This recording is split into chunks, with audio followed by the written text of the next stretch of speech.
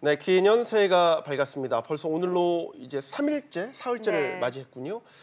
개인뿐만 아니라 국가도 새해를 맞게 되면 이제 국정 목표를 세우게 됩니다. 이를 가장 잘 알 수 있는 방법이 대통령의 이제 신년사가 아닌가 싶습니다. 네, 문재인 대통령이 어제 신년사를 발표했는데 올 한 해 국정 운영의 최대 방점은 경제였습니다. 발표한 장소부터 중소기업 중앙회였고 경제인도 대거 참석을 시켰습니다. 올해는 체감할 수 있는 성과를 내겠다고 다짐했죠. 네, 최근에 아무래도 영세 소상공인들이나 뭐 중소기업인들의 여러 어려움에 대한 이야기가 많이 나왔죠. 경제정책 기조 변화가 감지되는 상황에서 올해는 좀 나아질 수 있을까요? 관련해서 전문가들과 이야기 나눠보도록 하겠습니다. 가톨릭대학교 경영학과 김기찬 교수, 또 중소벤처기업부 김중현 정책보좌관 두 분 모셨습니다. 어서 나오십시오. 어서 오세요. 네, 안녕하십니까. 안녕하세요. 새해 복 많이 받으시고요. 새해 복 많이 받으세요. 자, 보좌관께 먼저 여쭤봐야 될 것 같습니다. 이 중소기업 중앙회에서 대통령 신년 행사가 열린 게 처음이라고 하더군요. 의미가 있을 것 같습니다. 네, 두 가지로 받아들여지더라고요. 네. 일단 우선 저는 공직자로서 스스로 혁신해라라고 하는 따가운 질책으로 일단 먼저 받아들여졌습니다. 네. 말씀하셨던 것처럼 이제 그간의 관행을 깨고 중소기업 중앙회에서 신년사를 발표하셨습니다. 그만큼 우리 국민들에게 주는 메시지가 있다고 보고요. 그만큼 저희도 관행을 깨고 함께 잘 사는 길을 모색해라라고 하는 주문으로 받아들여졌고요. 결국엔 중소기업 중심으로의 경제 대전환이 지난해 이제 시도가 됐고 올해에는 구체적인 성과를 낼 수 있도록 저희 중소벤처기업부 구성원 모두가 함께 노력해서 국민들에게 체감할 수 있도록 노력하겠습니다. 네. 네. 자, 이 신년사 내용을 보니까 작년에는 많이 들리던 소득주도 성장이라는 말이 올해의 신년사에서는 빠졌습니다. 그 네. 대신에 저성장 일상화 그리고 경제혁신 또 기업하기 좋은 환경 이런 말들이 대통령 발언 맨 앞자리를 차지했는데 또 김수현 청와대 정책실장과 김광두 국민경제자문회의 부의장이 지난 연말에 국내 주요 대기업 임원들과 비공개 회동을 가진 것으로도 알려졌는데 어떤 경제정책 기조 변화라든지 아니면은 청와대 재계 소통이 본격화됐다 이렇게 기대를 해봐도 되는 걸까요? 네, 우리 대통령께서 이제 집권 3년 차를 맞이하면서 네. 우리 사회 소통의 문제를 지금까지 경제를 제외한 사회적 소통 이런 걸 굉장히 많이 강조하셨거든요.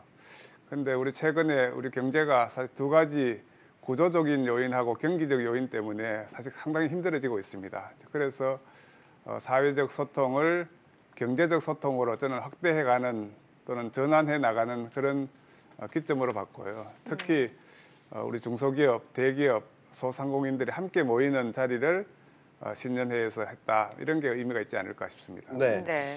자, 신년 인사 중에서요. 문 대통령이 직접 뽑은 단어 두 개가 바로 이 공정 그리고 일자리 이 두 가지 키워드라고 하는군요. 이 두 가지 키워드를 뽑은 것도 의미가 있는 것으로 보입니다. 일단 보좌관께서 어떻게 보시는지요? 네, 공정, 일자리 두 개의 단어가 역시 가장 이제 귀에 남았는데요. 이렇게 역으로 한번 생각해 볼 수 있을 것 같습니다. 네. 공정이라는 얘기는 곧 불공정을 의미할 수 있고요. 네. 일자리라고 하는 얘기는 곧 실업을 의미할 수 있습니다. 다시 말씀드리면 아직 우리 경제에 불공정한 경제 관행들이 만연하고 있다. 그렇기 때문에 오죽하면 포용해서 성장하자라고 하는 표현까지 등장을 했을까 이제 이런 생각을 할 수 있고요. 이런 불공정 관행들이 빨리 개선되지 않는다면 우리 경제는 모래 위에 성에 지나지 않는다, 지속 가능하지 않을 것이다 라고 하는 내용을 좀 볼 수 있었습니다.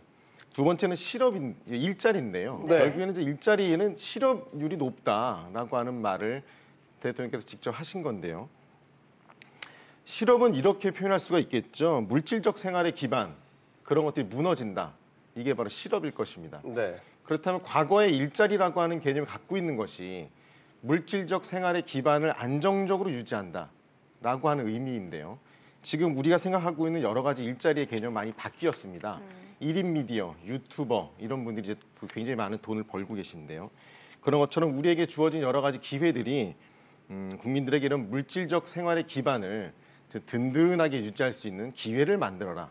그 혁신 경제에 박차를 가해라. 이런 것으로 저는 받아들여졌고 거기에 주안점을 둔 경제 정책들이 필요하지 않나 생각을 하고 있습니다. 네. 네. 교수님께서는 해석을 하십니까? 네, 저는 이제 이 공정을 이야기하시는 가운데서 저는 공정이라고 하는 것은 혁신의 출발점이거든요. 네. 그러니까 공정하다라고 하는 것은 모든 사람들한테 기회를 더 주자는 거예요.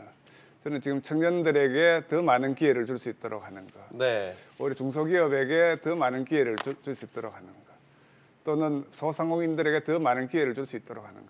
그래서 물론 굉장히 추상적인 개념이긴 하지만 우리 경영학에서 우리 혁신을 이야기할 때 공정하지 않는 곳에서는 혁신의 요인이 일어날 수가 없어요. 그래서 네. 그런 점에서 이제 공정이라고 하는 것은 의미가 있는 것이고요. 그다음 두 번째는 우리 일자리라고 하는 것은 사실 우리 일자리는 일거리에서 나오는 건데 결국 기업을 우리가 어떤 일자리 창출의 기본으로 생각할 수 없으면 사실 우리 경제에 일자리라고 하는 것은 만들어질 수가 없는 거예요. 그래서 저는 우리 대통령께서 우리 소상공인들과 중소기업인들이 함께 모이는 또는 물론 대기업들이 함께 모이는 그런 자리에서 일자리를 강조했다라고 하는 것은 일거리를 통해서 일자리를 만들자. 뭐 이런 저는 의미로 좀 해석을 할 수 있을 네. 것 같습니다. 네. 사실 뭐 소상공인 중소기업에게 작년은 그 어느 해보다 힘들었던 한 해가 아니었나 싶거든요. 예.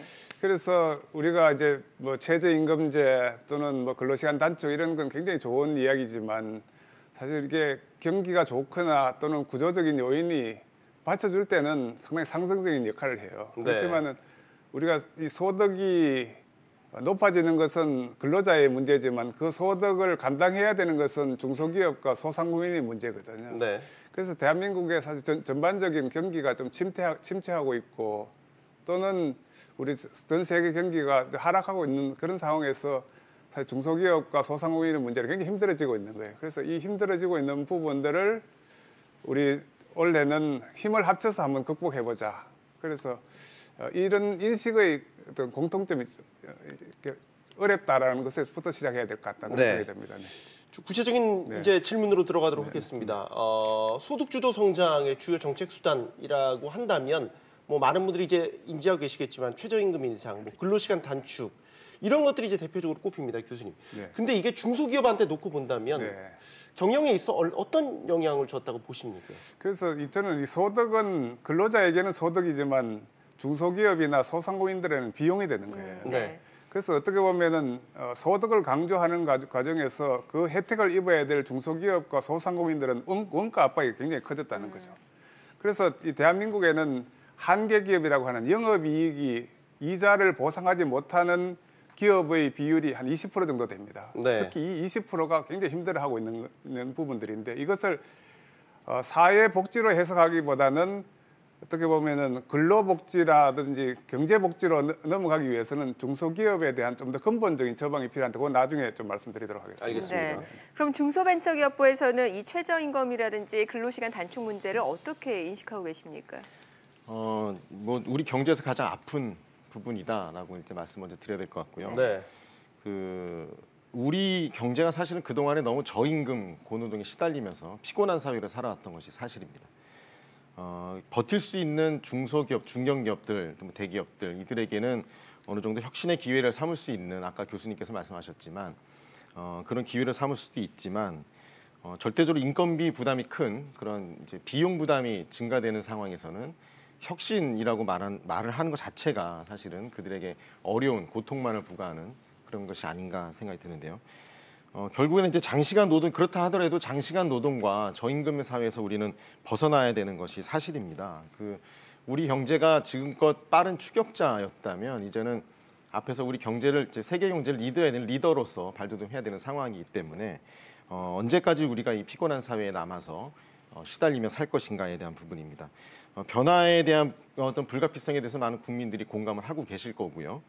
문제는 이제 여기 이렇게 변화할 수 있는 기회가 우리에게 있느냐라고 하는 부분인데 저희에게는 또 뭐 많은 인프라가 돼 있고 그다음에 대학 연구소라든지 아니면 혁신하는 중소기업 그다음에 창업 벤처기업들의 열망이라든지 이런 것들을 놓고 봤을 때는 얼마든지 우리도 변화의 기회는 충분히 잡을 수 있다.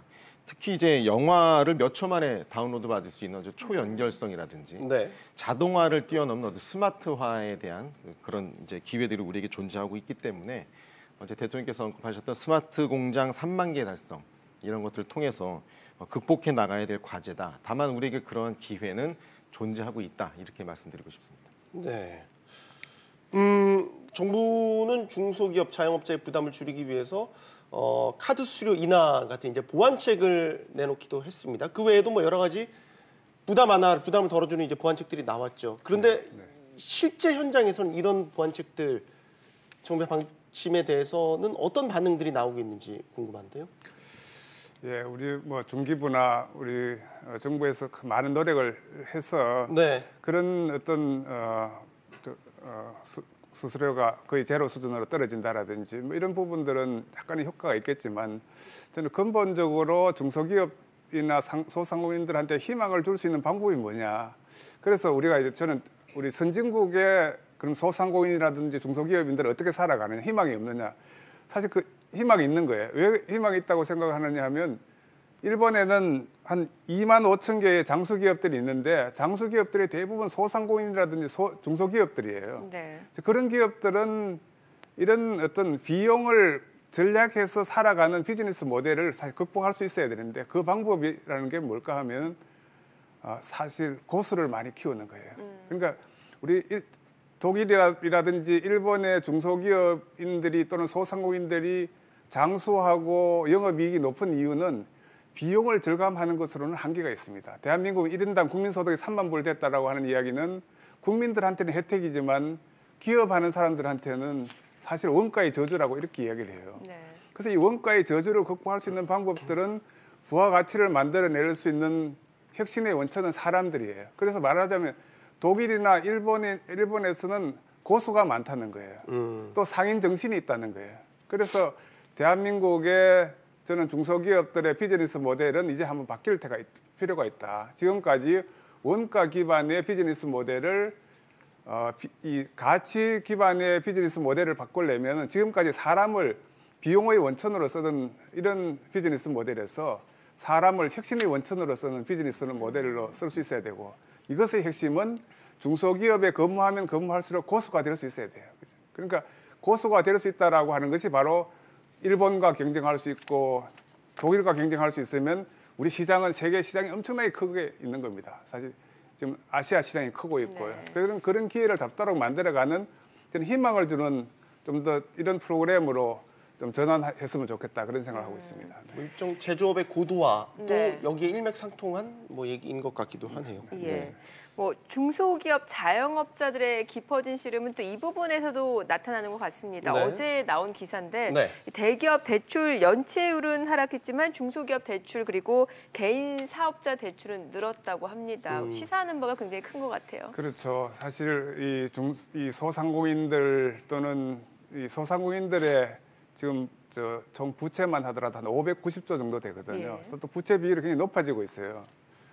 또 그리고 영업이익을 감당 못하는 소상공인들이 늘어나고 있는데 여기다가 원래 이게 원가 부담이 늘어나면 아마 이 부채 문제는 사실 우리 경제적 부담이 될 수 있기 때문에 원래 네. 우리 정책의 기조에서 소상공인 문제를 좀 더 집중적으로 좀 더 관리하는 정책의 패러다임이 필요하지 않을까 생각하고 있습니다. 그러니까 뭐냐면 올해 중소기업들이 뭐 우리 상상하는 이상의 어려움에 부딪힐 수도 있다 이런 얘기들도 그러게요. 많이 나오고 있으니까 뭐 대출도 그렇고 앞서 이제 뭐 인건비 부담이라든지 아니면은 뭐 고도화 문제라든지 여러 가지 중소기업들이 문제를 안고 있는데 대응책들이 좀 있는지 궁금합니다. 우선 그 비용은 절감을 시켜드리고 네. 수익은 올려준다. 이제 두 개가 가장 중요한 포인트인 것 같습니다. 비용을 줄여드리는 방법에는 여러 가지가 있겠지만 소상공인 자영업자분들께 이제 카드 수수료 인하라든지 아니면 이제 그 최저임금 인상에 따른 인건비 부담을 줄여드리기 위해서 정부가 집행하는 일자리 안정자금. 다행히 지난해 일자리 안정자금 집행률을 보니 83% 약 2조 4천억 원 정도의 일자리 안정자금이 실제 집행이 됐습니다. 네. 2조 원 2조 4천억 원이라고 하는 막대한 돈이 오롯이 서민 경제에 쏟아부었다 내지는 들어갔다라고 볼 수 있는데요. 그런 부분에서 정부가 추진하고자 하는 여러 가지 이제 비용 절감의 부분에서 좀 효과를 낼 수 있지 않을까라는 기대를 갖는데 과연 이제 이게 얼마만큼의 시장에 효과를 낼 수 있을지는 좀 지켜봐야 되겠지만 올해 어쨌든 일자리 한진자금을 또 연장해서 집행을 한다고 하니 좀 기대해 볼 수 있을 것 같고요. 네. 그다음에 이제 여러 가지 비용을 좀 줄여드리는 방법인데요. 네. 아까 교수님 말씀하셨지만 그 감당하지 못하는 분들이 좀 계십니다. 그런 분들 좀 전에 이제 대출 이런 것들도 문제가 될 수 있는데 일단 자영업자분들께는 어떤 이런 금융에 대한 부담을 좀 줄여드리기 위해서 3년간 이제 향후 3년간 2조 원의 채무 감면이라든지 그런 제도들이 저희가 준비가 되어 있습니다. 금리 이제 미국의 금리 인상 이후에 과연 우리도 금리 인상에 접어든 게 아니냐라고 하는 우려가 있는데요. 사실상 저희가 그 경기 과열 상태에서 하는 금리 인상을 과감하게 내지는 뭐 시급하게 쓸 수 있는 상황은 아니기 때문에 네. 지금 감당하지 못하는 금융 부담들에 대한 정부의 지원책에 대해 잘 살펴보시고 거기에 따라서 정부는 최대한 그런 비용을 줄여들 수 있는 대책들 강구하도록 노력을 하겠습니다. 네. 또 하나가 이제 정부가 작년 2019년 경제 정책 방향을 발표하면서 이제 소득주도 성장에 대해서 속도 조절을 시사했고 네. 뭐 앞서서 저희가 언급을 했습니다만 어제 신년사에서는 소득주도 성장에 대한 언급이 없었습니다. 네. 올해 경제 방향과 관련해서 특히 중소기업과 관련해서는 중소벤처기업부에서는 어떤 그림을 그리고 계십니까? 네, 일단 소득주도 성장은 두 가지로 구성이 된다고 볼 수 예. 있겠죠. 소위 이제 국민들께서 흔히 언론을 통해서 알고 계시는 임금주도 성장이 있습니다. 그 월급 받으시는 분들이 최저임금 인상에 따라 급여가 올라간다. 이제 그걸 볼 수 있고요. 이제 두 번째로 봐야 될 게 사업하시는 분들의 소득이 올라간다. 이제 소득주도 성장은 두 가지가 동시에 작동했을 때 효과를 발휘할 수가 있습니다. 근데 불행하게도 저희는 월급을 받는 분들과 월급을 주시는 분들의 소득의 격차는 점점 벌어지고 있습니다. 네. 다행히 최저임금 인상과 같은 효과로 인해서 월급 받으시는 분들은 어느 정도 소득이 그래도 보장이 되는 데에 불구하고 월급을 주시는 분들은 불행하게도 소득이 점점 줄어드는 그런 상황입니다. 2013년도에 둘의 격차는 463만 원, 2017년에는 805만 원까지 벌어진 상황입니다. 네. 그렇다면 이제는 그 월급을 주시는 분들이 소득을 좀 더 올릴 수 있는 방안에 대해서 정부가 집중적으로 정책을 하려고 하고요. 대통령께서도 혁신 성장, 포용 성장이라고 하는 말의 의미에는 이러한 내용이 좀 포함되어 있을 것이라고 봅니다. 결국엔 이게 생계형 창업이라든지 아니면 이제 자영업의 과밀화, 그다음 비용 증가, 그다음에 양극화 이런 것들이 원인이 될 수 있는데요. 여기에 이제 그 규제 샌드박스 도입 이런 것들을 통해서 혁신 성장의 기회를 좀 제공을 하고 공유 경제 이런 것들을 통해서 적은 비용으로 창업을 하시고 거기서 또 많은 소득을 낼 수 있는 그런 형태로 가야 되지 않겠나 이런 생각을 해봅니다. 알겠습니다. 네. 자, 중소기업들에게 작년은 한계도 또 가능성도 발견했던 한 해였던 것 같습니다. 마지막으로 교수님께 질문 드릴게요. 네. 어쨌든 파고를 넘어야 되는 시점에 네. 온 건 분명한 것 네. 같습니다. 네. 제도약의 네. 발판 어디서 찾아야 될까라는 질문을 드린다면. 네, 그래서 우리 중소기업 정책에서 저는 빠져 있는 게 한 두 가지가 있는 것 같아요. 네. 하나는 우리 지방자치단체가 책임져야 될 중소기업이 있습니다. 그것은 생활 밀착형 중소기업이에요. 그래서 선진국일수록 생활 밀착형 중소기업에 대해서는 지방자치단체의 책임이에요. 그래서 우리나라에 지금 이 경제정책을 논의하는 과정에 지방자치단체의 장들은 다 빠져 있어요. 그래서 이것이 좀 첫 번째 문제인 것 같고요. 두 번째 부분은 혁신 성장하는 기업이 많은 것이 중소기업입니다. 혁신이라고 하는 것은 대기업보다도 중소기업에서 더 많이 일어날 수 있는 것이에요. 그래서 우리 혁신 성장 기업의 몫은 기업가의 몫이에요. 사실 기업가 정신이 살아날 수 있는 곳에서 혁신 성장이 일어날 수 있는 것이고요. 그래서 저는 우리나라 중소기업 정책을 이렇게 참 체크를 해보면 지방자치단체의 역할이 너무나 미진하다. 그래서 사실 독일은 중소기업을 키우는 것은 지방자치단체가 키우는 거예요. 그다음 두 번째는 독일의 이 혁신 성장이라고 하는데 기업가가 하는 건데 기업가의 가장 중요한 역할이 뭘까요? 사람을 키우는 거예요. 사실 보시라고 하는 세계적인 회사가 부품 회사가 만들어질 때는 사람을 키웠더니 R&D가 연구 혁신이 일어나더라는 거죠. 그 네. 연구 혁신의 결과가 지금 독일의 히든 챔피언의 결과들입니다. 그래서 이 두 가지가 강조됐으면 좋겠습니다. 네. 시사하는 바가 있다 보이지네요. 그러니까 생활 밀착형 중소기업 선진국일수록 그런 형태의 중소기업들이 더 그렇습니다. 네. 케어를 받고 뭐 발전을 한다라는 것도 지자체 역할도 신선하게 들리는 대목이었던 것 같습니다. 네. 보좌관님 참고하셔야겠네요. 네, 참고하겠습니다. 알겠습니다. 자, 오늘 김중현 중소벤처기업부 정책보좌관 김기찬 교수와 함께 했습니다. 두 분 고맙습니다. 네, 잘 들었습니다. 감사합니다. 네.